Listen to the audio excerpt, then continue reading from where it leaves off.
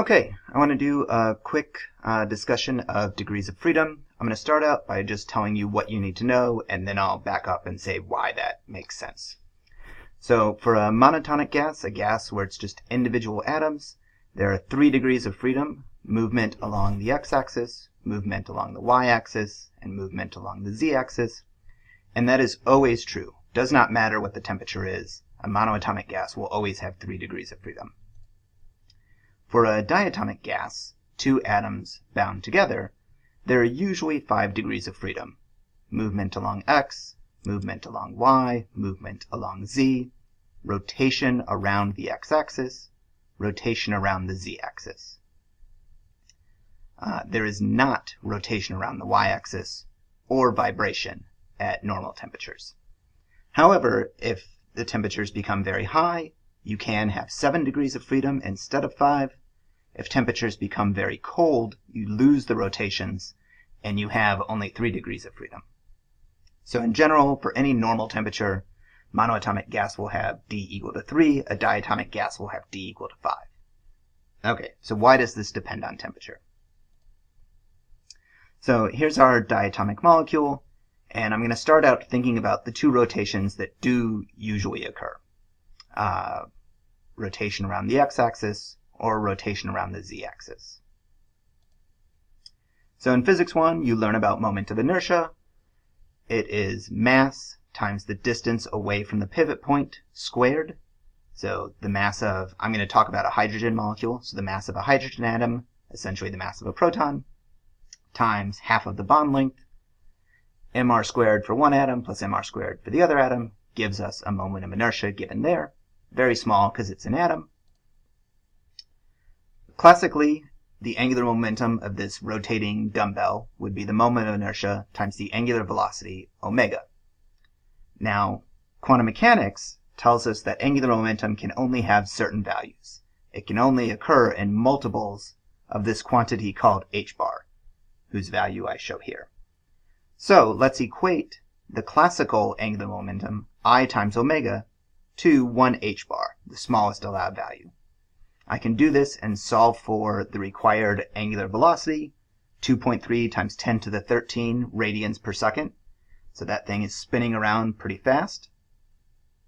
Now the Equipartition Theorem says that when molecules bump into each other, they will have collisions, they will be off-center, they will tend to start distributing energy between translational motion and vibrational motion, and on average, there will be 1/2 Boltzmann's constant times the temperature in Kelvin available for each type of motion. So let's set 1/2 kBT equal to the kinetic energy of rotation. So I set kinetic energy of rotation, remember, is 1/2 moment of inertia times angular velocity squared. I set 1/2 I omega squared equal to 1/2 kBT, solve for temperature, and I get that you need about 180 Kelvin worth of temperature for the rotation around the x-axis or the rotation around the z-axis to start occurring. We can check the graph from the reading quiz. This was specific heat at constant volume versus temperature, and we see here we are 200 Kelvin. We have about 5 degrees of freedom. So about 200 Kelvin, just slightly higher than what we just calculated. We expect to have 2 degrees of freedom occurring, 2 types of rotation occurring, as well as the 3 degrees of freedom associated with just translational motion. If we go colder, 1/2 kT will be smaller than the minimum amount of rotational energy quantum mechanics says we're allowed to have, and so at very low temperatures, we only get 3 degrees of freedom. Well, what about that third rotation? What about rotating around the y-axis? In this case, I'm not spinning this dumbbell around, I'm just rotating each atom around its center. So the moment of inertia becomes the expression for a sphere 2/5 mr squared, where that m is the mass of a hydrogen atom, and the radius is the size or the radius of a nucleus. Almost all of the atom's mass is in the nucleus. In the protons, the electrons have negligible mass. So I calculate the moment of inertia, do the same thing, set classical moment of inertia, I omega, equal to h bar, its smallest allowed value according to quantum mechanics. My moment of inertia for this type of rotation is much smaller, so we need to rotate much, much faster. I set 1/2 kT, our average thermal energy available for each type of motion. Set that equal to the kinetic energy of this type of rotation. And I see that this type of rotation would not occur until ridiculously high temperature.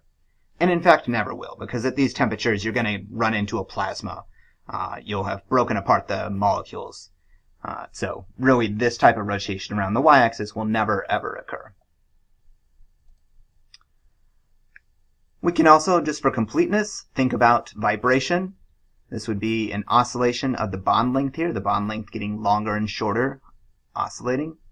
Quantum mechanics tells us that the smallest vibrational energy something is allowed to have is h bar times the angular frequency of vibration. With some Google searching, I looked up the angular frequency for hydrogen molecules vibrating 1.3 times 10 to the minus 14 radians per second. So we set the thermal energy of each type of motion, 1/2 kT, equal to the smallest vibrational energy we're allowed to have, h bar times omega. Solve for temperature, and I get about 2000 Kelvin as the temperature at which vibrations should become noticeable. Going back to our graph here is 2000 Kelvin. Okay, we're a little bit low.